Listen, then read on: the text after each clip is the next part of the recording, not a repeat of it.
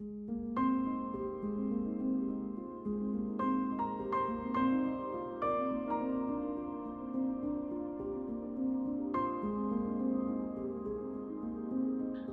parle beaucoup plus aujourd'hui de handicap en France dans le monde du travail. C'est un sujet qui est moins tabou qu'avant parce qu'il y a une évolution des mentalités.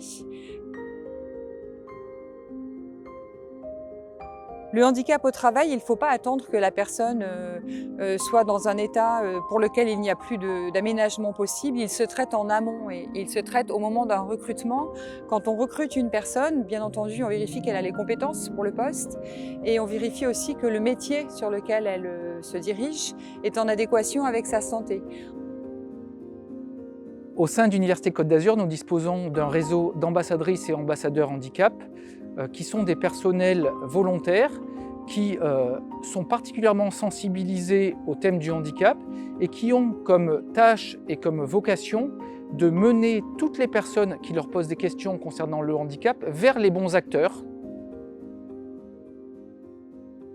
Notre mission handicap couvre, on va dire, donc deux volets, le volet des étudiants et le volet des personnels.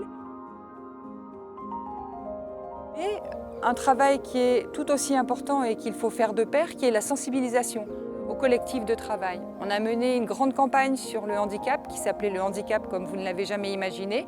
Et cette campagne a eu lieu pendant 4 jours et elle a permis de proposer aux directeurs de services, de composantes, aux directeurs d'unités de recherche de bénéficier de formations et de sensibilisation sur, par exemple, un sujet santé mentale.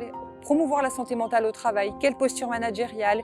Et on s'est rendu compte en fait que beaucoup de questions émanaient de beaucoup de personnels, qu'ils soient des personnels administratifs, des enseignants ou des enseignants-chercheurs, qui n'avaient pas de reconnaissance de travailleurs handicapés, mais qui ont à ce moment-là déclaré finalement être en situation de handicap. Donc finalement, parler du handicap tous les jours, sensibiliser tous les jours sur le handicap, est le seul moyen de le déstigmatiser, d'avancer. Et lorsqu'on mène une action dans un service et que l'on aménage le poste de travail d'une personne en situation de handicap, on se rend compte que ça bénéficie à tout le service et à tout le collectif de travail.